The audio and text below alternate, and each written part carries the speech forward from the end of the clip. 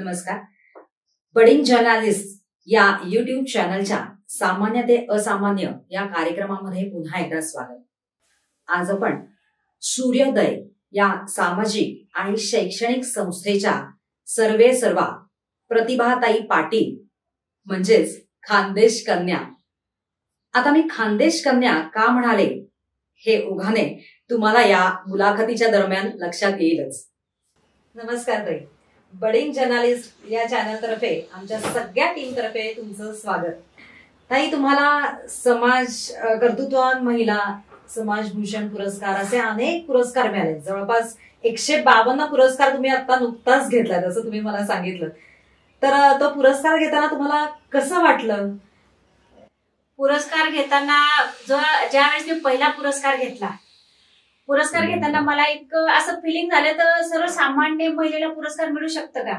ज्यावेळेस मला प्रतिभाताई पाटलांनी माजी राष्ट्रपती त्यांच्या बंगल्यावर पुरस्कार दिला गेला समाजरत्न म्हणून, माझं अक्षरशः डोळ्यातून पाणी येत होतं, असं अंग शहारत होतं. अरे आपल्याला म्हणजे मोठेच लोक पुरस्कार घेतात असं काही नाही, पण तळागाळातली लोक पुरस्कार घेऊ शकतात, कारण की आपल्या कर्तृत्वाने आपल्याला तो पुरस्कार मिळत असतो. त्याची दखल घेतली जाते थोडक्यात असं.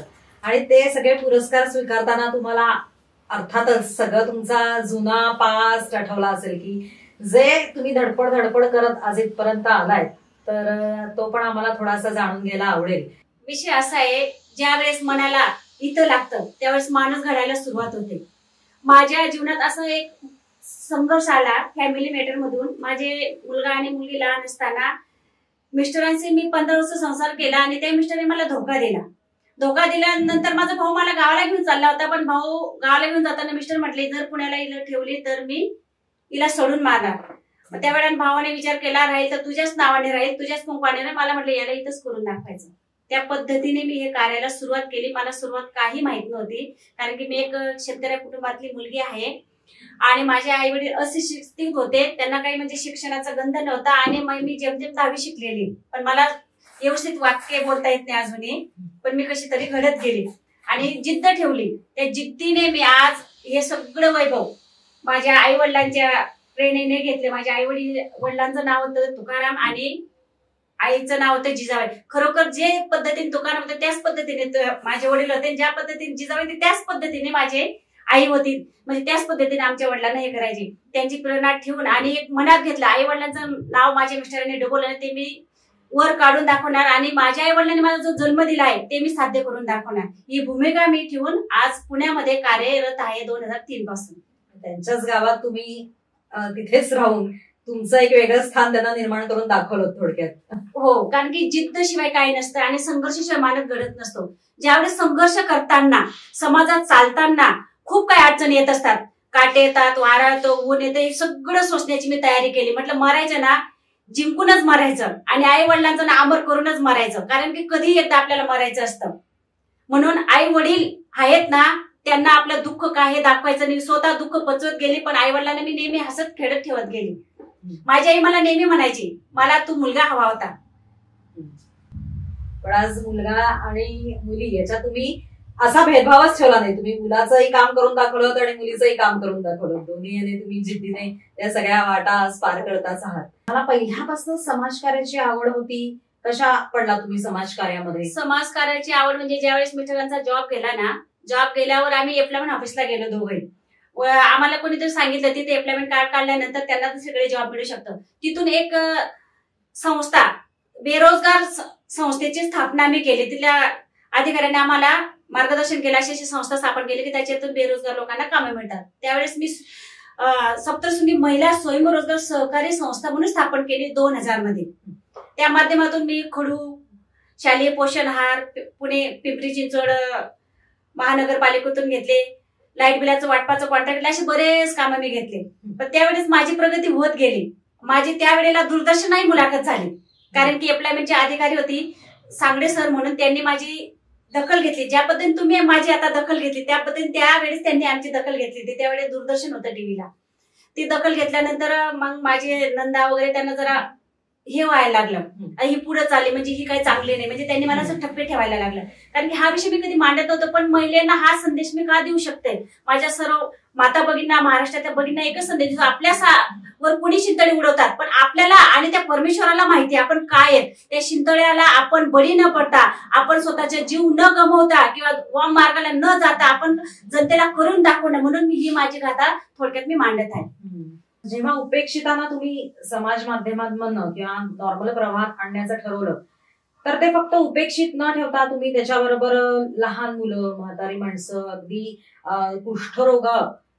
कुष्ठरोग झाले आहेत अशा लोकांना तुम्ही सुद्धा प्रवाहात आणण्यासाठी खूप धडपड करत आहात. तुम्हाला कसं हे डोक्यात आलं की ही पण लोक प्रवाहात आली पाहिजेत? कसं आहे मॅम, ज्या वेळेस आपण समाजात काम करताना वेगवेगळ्या पद्धतीची लोक आपल्याकडे समस्या घेऊन येतात, तर मी विचार केला सगळ्या क्षेत्रामध्ये सगळे लोक काम करतात, अपंगासाठी करतात, वृद्धांसाठी करतात, मग कुष्ठरोग्यांसाठी का नाही करू? कारण की आतापर्यंत कुष्ठरोग्यांसाठी फक्त बाबा आमटेंनी काम केलंय. बाबा आमटेंपर्यंत आपण तेवढं काम करू शकत नाही. चाराना म्हणा किंवा एक कणाभर आपण काम करतोय. ज्यावेळेस मी कोंढव्यात, माझ्यावर ज्यावेळेस काही प्रसंग घडला त्यावेळेस मुलांना मी ज्यावेळेस कोंढव्यात आली, कोंढव्यात मी सर्व्हे केल्यानंतर मला तिथं कोंढवा लेप्रेसी हॉस्पिटल माहिती झालं. याच्या अगोदर मी भोसरीमध्ये काम करत होते, डुडुळगावला, तिथं पण लेप्रेसी होते, पण मला इथं संधीच नव्हती. कारण की मला परपंच, मुलं आणि माझं जीवन कसं जगायचं, आणि त्यात मला ही धडपड माझी वेगळी होती. योगायोगाने मला माहिती झालं हा बाबा इथं कुष्ठरोग्यांचा दवाखाना आहे. मी तिथं जाऊन साहेबांना भेटले. ते त्यावेळेस 2004 मध्ये गायकवाड डॉक्टर होते, त्यांना भेटले. ते म्हटले तुम्ही हे काम नाही करू शकत मॅडम. म्हटलं का नाही करू शकत? कारण की मी एक माणूस आहे, एक महिला आहे, एक सर्वसामान्य स्त्री आहे, मला आवड आहे, मी करणार. नाही करू शकत. म्हटलं करणार. म्हणजे का करणार? म्हटलं मला आवड आहे, सगळ्यांसाठी सगळे काम करतात, पण त्यांच्याकडून मी सगळ्या गोष्टी जाणून घेते. त्यांनी मला सगळे डिपार्टमेंट दाखवलं. मी त्यांना शेवटी एक प्रश्न केला, सर हा आजार संसर्गजन्य आहे का?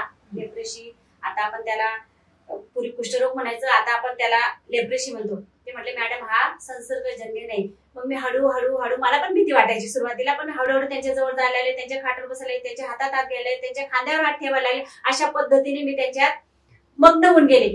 आज ते माझे एक परिवार बनलंय. 175 पेशंट आहेत तिथं, मेल आणि फिमेल. त्यांचं परिवार, ते माझं परिवार बनलेलं. आणि आज मॅडम मी एवढं सांगू शकते की आज त्यांनी जर म्हटले मला जीव द्या तर मी जीव देईन, कारण की त्यांच्यामुळे आज मी सही सलामत आहे. मला 2014 मध्ये मला ह्या हाताला पॅरेलाइज झाला होता. 0 पैशांमध्ये माझा हात सही सलामत, फक्त आणि फक्त त्यांच्या दुर्मिळमुळे. आणि हे लोक सण दिनाला यांच्याकडे कोणी जात नाही. प्रत्येक सण मी त्यांच्या साजरे करत असते. तुमचं रक्षाबंधन असू द्या, तुमचं दिवाळी असू द्या, हर सण त्यांच्यात साजरे करते. मनोरंजनाचे कार्यक्रम घेते. एखाद्याचा वाढदिवस असन, त्यांना सांगते बाबा हॉटेलमध्ये 4 लोकांना एन्जॉय करण्यापेक्षा चल ना या बांधवांमध्ये आपण करू. लोक ऐकतात आणि येतात आणि तिथे त्यांना विरंगुळ्यासाठी रमतात 2-3 तास. तसंच तुमच्या संस्थेतर्फे रोजगार निर्मिती तुम्ही म्हणलात, ते पण आम्ही करतो. लघु उद्योग या संदर्भात पण तुम्ही कशा प्रकारे मदत करता? सुरुवातीला काय झालं होतं मॅम, आम्ही ज्या वेळेस मी एक पेपरमध्ये हे वाचलं होतं टेंडर महिला बालकल्याणचं, लेडीज गार्मेंटचं, तर त्याच्यावर मी टेंडर बनवते. पण मी नंतर विचार केला मी तिथं टेंडर बनवून त्या लोकांना शिकवण्यापेक्षा जर मी स्वतः शिकले आणि ज्या निराधार महिला आहेत त्यांना जर मी त्या रोजगार उपलब्ध करून दिला, मग मी तो कन्सेप्ट बाजूला ठेवून मी स्वतः 6 महिने ट्रेनिंग घेतले लेडीज गार्मेंटचं. ते घेऊन मग मी सेकंड हँड मशिनी आणल्या मुंबईवरून, आणि त्याच्यात मी ज्या विधवा महिला होतात अशा महिलांना मी विश्रांतवाडी एरियामध्ये जवळजवळ 50 महिलांना मी तो रोजगार उपलब्ध करून दिला. आणि आता त्या स्वतःच्या पायावर सोबत आहेत. म्हणजे महिला सबलीकरण त्याच्यामध्ये येतच आपोआपच. आणि तुमची एक महिला हेल्पलाईन पण आहे, तर त्या तिथे म्हणजे हेल्पलाईनवर तुम्हाला साधारण काय प्रकारचे फोन येत असतात आणि कशा प्रकारे तुम्ही त्यांना मदत करता? सूर्योदय प्रतिष्ठान संचलित भगिनी हेल्पलाईन. भगिनी हेल्पलाईन म्हणजे महिलांवर होणारे अन्याय, अत्याचार, कारण की बाहेरपेक्षा घरातच खूप काही संघर्ष असतो. त्या संघर्षातल्या महिला किंवा त्यांचे मिस्टर किंवा त्यांचे सासू सासरे कॉल करणार, मग ते माझ्याकडे येणार, मी त्यांना काउन्सिलिंग करणार. काउन्सिलिंग करून आतापर्यंत मी जवळ 730 कुटुंब घटस्फोटाला आलेले आहेत. पोलीस चौकीला न जाऊ देता आणि कोर्टात न जाऊ देता ते आता वेल सेटल आहेत. आणि त्यांना शेवटी जाताना मी चॉकलेट देते, गोडी गुलाबाने त्यांना मी पाठवत असते. अशा वेळेस तुम्हाला असेही कधी अनुभव आले असतील ना की तिच्या घरच्यांच्या रिॲक्शन इतके हार्श असतील आणि तुमच्यावर खूप त्यांनी तुम्हाला त्रास देण्याचा प्रयत्न केला, असं कधी घडलेत का? अशा घटना मी घडूच दिल्या नाही. कारण की ज्या वेळेस मी काउन्सिलिंग करत असते त्यावेळेस जाणून घेते कुठल्या व्यक्तीला कुठल्या पद्धतीने हँडल करायचं असतं. म्हणजे प्रत्येकाला प्रत्येक वेगळ्या पद्धतीने हँडल करत असतं. म्हणजे प्रोफेशनली जे लोक करतायत ते तुम्ही प्रोफेशनल ट्रेनिंग न घेता करून दाखवताय आणि एवढे संसार परत आणि फक्त त्यात मिठाचा खडा कोण आहे त्याला गोडीने बरोबर उचलून घ्यायचं वर आणि शांत करायचं. तो म्हणतो ना नाही मला नाहीच ही मुलगी नकोच पाहिजे किंवा जावाई नको पाहिजे, शांत शांत शांत करत करत त्याला आणि त्याला आपलंसं करायचं आणि त्या प्रवाहात आणून ठेवायचं. तुम्ही लहान मुलांसाठी अंगणवाडी पण सुरू केली, तिथे आता किती मुलं आहेत? मी लहान मुलांसाठी म्हणजे लेप्रेसी पुनर्वसन झालेली जे वस्ती त्या वस्तीमध्ये मी अंगणवाडी चालू केली. ती 6 वर्ष मी चालवली. त्या मुलांना मी आताही वह्या पुस्तकं कपडे लते, कारण की हे जे लेप्रेसी पेशंट असतात हे कुठं कामाला जाऊ शकत नाही, कचरा गोळा करतात, हे मुलं भटकत असतात. मग त्यांची मुलं इकडे तिकडे ना भटकतात. 2-3 तास मी त्यांना एकत्र करून तिथं मला ग्रामपंचायतीने जागा दिलेली, त्या जागेत मी बांधकाम केलेलं आहे आणि तिथं मी ते काम चालू केलं. आणि मी कोरोनामध्ये वाघोली ह्या ठिकाणी जवळजवळ 45 लोक मी तिथे ठेवले होते हँडिकॅप. आणि कोल्हापूरला त्यावेळेस पूर पण आला होता बघा, तेही लोक माझ्याकडे होते. त्यांना जवळ वर्षभर मी सांभाळलं खर्चाने. म्हणजे तुमच्या मी एवढी स्ट्रॉंग नाहीये, मी पण कष्ट करून खाणारी महिला, पण मी कुणाकडून तरी गोळा करून लोकांपर्यंत आणत असते. बरोबर.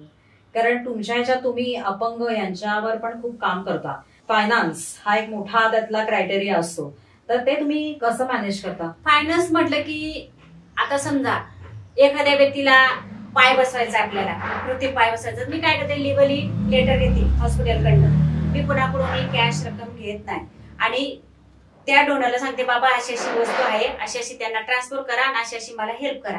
कारण त्याच्यातून तुम्हाला दुवा भेटेल, मला दुवा भेटेल आणि समोरच्याला पण सगळ्या गोष्टी अशा पद्धतीने करत असते. मी फंडिंग कोणाकडून कॅश पद्धतीने घेत नाही. असा कधी प्रसंग आला का तुम्हाला तुमच्या आयुष्यात की खूप अवघड गेलं ते सगळं म्हणजे हँडल करणं आणि असं वाटलं की ठीक आहे बास झाला, आता माझ्याकडनं जेवढा प्रयत्न करायचा तेवढे मी करेन पण आता नको याच्या पुढे? असं घडलं मला, कोरोनामध्ये घडलं. कारण की कोरोना लागायच्या आधी माझी आई एक्सपायर झाली. मी तिकडे आईच्या दाव्याला पण जाऊ शकले नाही, इकडे पण हे करू शकले नाही. शेवटी काय जीवनात काय आहे, हे जीवन क्षणभंगुर आहे, सालं काही नाही या जीवनामध्ये असं मला वाटायला लागलं. परत मी पुन्हा उभी राहिली. मी स्वतःचे केस मी आईला देऊन टाकले, घरीच कापून टाकले. कारण की आई मला नेहमी म्हणायची मला मुलगा पाहिजे होता, पण तिच्या काहीतरी अपेक्षा होत्या आपल्याकडे. मग म्हणून मी घरीच केस कापले. मला सगळे ओरडायला लागले, मुलगी पण ओरडते, अगं मम्मी तू केस कापले. म्हटलं मी माझ्या आईसाठी दिले, घरीच कापले मी. ज्या वेळेस लोकांचे हाल बघायला लागले, लोकांना खायला नाही, भाजीपाला नाही, मग मी एक विचार केला. मी पोलीस स्टेशनला जाऊन पोलिसांना भेटली. सर म्हटलं मी डिफेन्स मध्ये काम करते आणि तिथले पोलीस कोंढा पोलीस स्टेशनचे सगळे ओळखायचे मला. तर मी एक टीम तयार केली 11 लोकांची, विशेष पोलीस अधिकारी म्हणून. ज्या ज्या लोकांना अन्न लागायचे त्यांना आम्ही अन्न अवेलेबल केलं. मग मी सोशल मीडियावर टाकलं, फेसबुकला टाकलं. तर ज्याला कुणाला मदत करायची असं अन्नदानाची त्यांनी या संस्थेला भेट द्या किंवा तुम्ही आम्हाला कॉन्टॅक्ट करा, आम्ही येऊन तुमच्याकडून कलेक्ट करू. तर खूप लोकांनी आम्हाला टेम्पो भरून मदत केली. मग खूप वाढतच गेले ते कोरोना. मग लोकांकडे पण किती दिवस असणार आहे ते काम. माझं 16 तोडे सोनं होतं ते पण मी विकलं. सगळं विकून मी पूर्ण अन्नदानच करत राहिले. जे सगळं तुम्ही तुमच्या कष्टातनच मिळवलं ते तुम्ही परत सगळं समाजासाठी. म्हटलं हे माझं नाही, हे माझ्यासाठी नाही, हे समाजासाठी देऊन टाकलं. कारण समाजाने आज मी आत्महत्या करायला गेलेली, 3 करायला गेलेली माझ्या मुलांना घेऊन. मला त्यावेळेस जर देवाने बुद्धी दिली असेल किंवा तुमच्यासारखे व्यक्तीने मला जर सजेशन केलं असतं करून दाखव, आत्महत्या हा पर्याय नाही. आपण लोकांना जर केलं त्याची दुवा आपल्या पुढच्या पिढीला नक्कीच मिळणार आहे, त्या उद्देशाने मी केली. शेवटी माझं घरावर पण जप्ती आली होती, कारण मी हप्ते थकवले ना, सगळे इकडे वाहत गेली. पण मी डगमगली नाही. परमेश्वर मला साथ दिले. माझं घरही सही सलामत आहे, आता मी पण सही सलामत आहे, माझी मुलंही सही सलामत आहेत. म्हणून माझ्या महाराष्ट्रातील माता भगिनींना मी पुन्हा आवर्जून एक सांगू शकते, कुठलाही संकट आलं तर त्याला डगमगायचं नाही, त्याला समोर जायचं. प्रत्येक गोष्टीला मार्ग आहे, सत्याने काम करा, सत्याचा कधीही विजय होत असतो. हे मी स्वतः अनुभवलेलं आहे. अपेक्षेने जर काम केलं ना ते काम कधीही सिद्धीत होत नाही. निस्वार्थी काम केलं ना ते कधी सिद्धीला होते. आणि कळत न कळत कोण कुठून आपल्याला मदत करून जाईल याचा अंदाज आणि ठाण पत्ता लागू शकत नाही. आणि ज्यावेळेस आपण अपेक्षेने जगतो त्यावेळेस आपल्या अपेक्षा भंग होऊन जातात आणि आपलं कार्यही सिद्धीला लागत नाही. तुम्ही माळीण दुर्घटनेमध्ये पण खूप काम केलंय, तर ते थोडंसं आम्हाला सांगा ना काय प्रकारे? माळीण दुर्घटनामध्ये आम्ही काम करत असताना मी डिफेन्स मध्ये काम करते. डिफेन्स म्हणजे आपत्ती व्यवस्थापन, नासद नागरी सुरक्षा दल. ज्या वेळेस माळीण दुर्घटना झाली, पूर्ण डोंगरच कोसळून आलेला होता आणि पूर्ण गाव त्या ढिगाऱ्याखाली गेले होतं. त्यावेळेस आम्ही गेलो, तिथं मोबाईल यंत्रणा चालत नव्हते, तिथं कुठल्याही खाण्याची व्यवस्था नव्हती. तिथं आजूबाजूला एक मोठं हे काय म्हणतात त्याला, धरण आहे. धरणातलं पाणी प्यायचं आणि लोक अक्षरशः सडून गेले होते. काढत होतो ना आम्ही, तसे हात पण जात होते आमचे. अशी तिथलं सिच्युएशन होतं. आणि जे बाहेर गावी मुलं होते किंवा त्यांचे काही परिवार होतं, तेवढंच परिवार तिथे जगले. कारण की तो अनुभव असा जीवनाला सांगून गेलाय ना, तशी घटना कधीही आयुष्यात कुणाला घडू नये. आणि तेव्हापासून अजून मला समाजकार्याची जास्त ओढ लागली. कधी माणसाचं जीवन कधी क्षणभंगूर होऊ शकतं, त्याचा अंतही लागू शकत नाही. म्हणून आपल्याला जेवढं देता येईल तेवढं देत राहा. आपण ह्या हाताने देत राहिलं, परमेश्वर आपल्याला ह्या हाताने देत राहतो. हे मी स्वतः अनुभवलेलं आहे. आता हे सगळे कुष्ठरोगी किंवा अशा वेळेस तुम्हाला काम करताना थोडी कधी भीती वाटली का, की आपण या कुष्ठरोगांमध्ये काम करतोय? जरी तुम्ही म्हणलात हा संसर्गजन्य रोग नाहीये, तरी सुद्धा हे जनरल सगळ्यांना माहितीये, तरी सुद्धा पटकन कोणी तयार होत नाही अशा कुष्ठरोगांमध्ये जाऊन काम करायला. तर कसं बळ येतं तुम्हाला हे, म्हणजे हा प्रश्न नाही, बळ मला आहे ना त्या परमेश्वराने दिला. आणि माझ्या जीवनात जो संघर्ष झालाय, ज्या घटना घडून गेलेल्या आहेत, कारण की त्या मी शब्दातही वर्णन करू शकत नाही. तर मी एकच विचार केलाय, कुठल्याही आता ज्यावेळेस सीमेवर आपले बांधव लढत असतात, ते परिवाराची पर्वा करत नाही, ते देशासाठी लढतात. आणि जर आपण कुष्ठरोग्यांसाठी मेलो तर काय आपल्याला फरक पडणार आहे? कुठेतरी आपल्या एखाद्या पुस्तकात आपलं नाव नोंद होऊन जाईल ना. आज बाबा आमटेचं किती नाव लौकिक झालेलं आहे. माझ्याबरोबर काही लोक येतात ना, ते लोक म्हणजे लेप्रेसी बांधवांना भगिनींना बघूनच लांब पडून जातात, जवळ पण येत नाही. ते म्हणतात आम्हाला 2-2 दिवस जेवण जाते, तुम्ही कसं करता हो मॅडम? बरोबर. म्हटलं मला काय नाही, मला त्यांनी तेवढं बळ दिलेलं आहे. आणि मी अक्षरशः त्यांच्यात गेले ना, मला ते पंढरपूरची विठुबाईच म्हणतात. मी त्यांना एकच म्हणते, मला फक्त तुमचा आशीर्वाद द्या आणि तुम्हाला कधी काय लागलं ना, कधी मला कॉल करा. तुम्ही त्यांच्यासाठी आज देवच आहात. ते माझ्यासाठी देव आहेत. कारण की त्यांची सेवा करण्याची संधी मला दिली. खरंच मी भाग्य आहे. ज्या आई वडिलांनी मला जन्म दिले, मी त्यांचं कृतज्ञ व्यक्तच करू शकत नाही. म्हणजे तुमचे आदर्श तुमचे आई वडीलच आहेत म्हणायला हरकत नाही. आणि जीवनात आलेले संघर्ष हे तुम्हाला खूप काही शिकून त्याच्याबरोबर नाही गेलेच आहे. लोक म्हणतात आई वडिलांनी आपल्यासाठी काय केले. मी तर म्हणते आई वडिलांनी आपल्याला जन्म दिलाय हे खूप मोठं केलंय. जे काही करायचं ना ते आपलं कर्तृत्व आपण करायचं असतं. आणि आपलं कर्तृत्व आपल्या कपड्यावर नाही तर आपल्या कार्यावर घडत असतं. हे प्रत्येक कानी मनाशी जर ठाम केलं ना, तर समाजामध्ये खूप ह्या ज्या काही घटना घडत असतात त्या खूप कमी प्रमाणात घडतील. तुमच्यापर्यंत जर समाजातल्या लोकांना यायचं असेल, काही काम करायचं असेल किंवा काही डोनेट करायचं असेल, ती संस्था कुठे आहे आणि त्याच्याबद्दल तुमची काही वेबसाईट असेल किंवा तुमचं फेसबुक पेज असेल तर त्याच्याबद्दल पण तुम्ही आम्हाला इथे डिटेल सांगून ठेवू शकता, म्हणजे जेणेकरून समाज माध्यमांपर्यंत ते जाईल. माझी वेबसाईट वगैरे काय नाही, कारण की मला सोशल मीडियाचं नॉलेज नव्हतं. मी एवढे वर्ष काम केली, ह्या 4 वर्षापासून सोशल मीडिया आल्यामुळे लोकांना माहिती झालं. कारण की मी मनात असं ठरवलं तर आपण काम करतोय ना तर फोकस मध्ये नाही यायचं, फक्त समाजासाठी करायचं असतं. पण मुलांनी मला सांगितलं, मुलांनी मला असं मोबाईल वगैरे घेऊन दिला. मला मोबाईल पण ऑपरेट करता येत होते, कारण की सोशल मीडियामध्ये आणि बाकीच्या गोष्टींमध्ये माझा मुलगा विशाल आणि वर्षा यांनी मला खूप सपोर्ट केला आणि अजूनही करत असतात.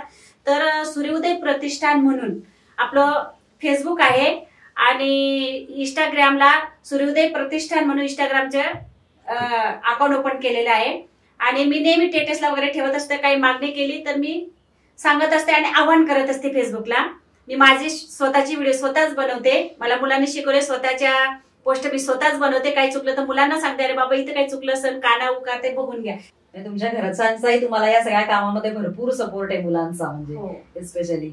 आता इतक्या सगळ्या माध्यमातून तुम्ही कामं करताय, तर तुम्हाला अजून असं वाटतं का की आपलं हे एक सेक्टर राहिलं की आपण ह्याच्यातही अजून काम करायला लागेल? असंघटित कामगार लोक, मी ऑफिसला जाते, लेबर ऑफिसला, मी तिथे गेले का मी विचारते हे लोक कशासाठी आले, कारण की मला सवय ती माहिती करून घ्यायची. तिथं माझे शॉपिंगचे कामं चालवायचे पूर्वी, कारण की पोटाचं पण बघावं लागतं ना, स्वतःचं उदाहरण आपण पाहिजे. तर मी आता इमारत बांधकाम नोंदणीचे पण फॉर्म भरत होती. त्यावेळेस मला अधिकाऱ्यांनी सांगितले, मॅडम तुम्ही खूप काम करता, मग तुम्ही एक संघटना काढा ना, असंघटित कामगार संघटना. मग त्याच्यावर मी सर्वे केला, स्टडी केला 3 महिने. मी नंतर असंघटित कामगार संघटनाही काढली. असंघटित म्हणजे प्लंबर, वायरमन, घरकाम करणाऱ्या महिला यांच्यासाठी कोणीही नसतंय, कारण की ते सिंगल असतात आणि ते गरीब असतात. एखाद्या घरी काम केलं, एखाद्या महिलेने जर चोरी केली नसेल तरी तिला एक्स्ट्रा काम सांगितलं, तिने जर ऐकलं नाही तिच्यावर काही आरोप लावले जातात.